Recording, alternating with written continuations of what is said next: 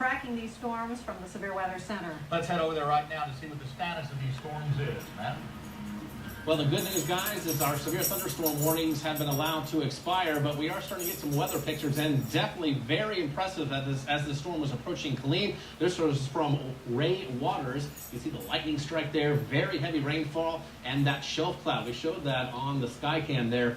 We did have very dark-looking, ominous clouds, but this was not tornadic. We just had very strong winds blowing out of the thunderstorm, and we officially recorded about a 58-mile-per-hour wind gust in Killeen, along with that torrential rainfall.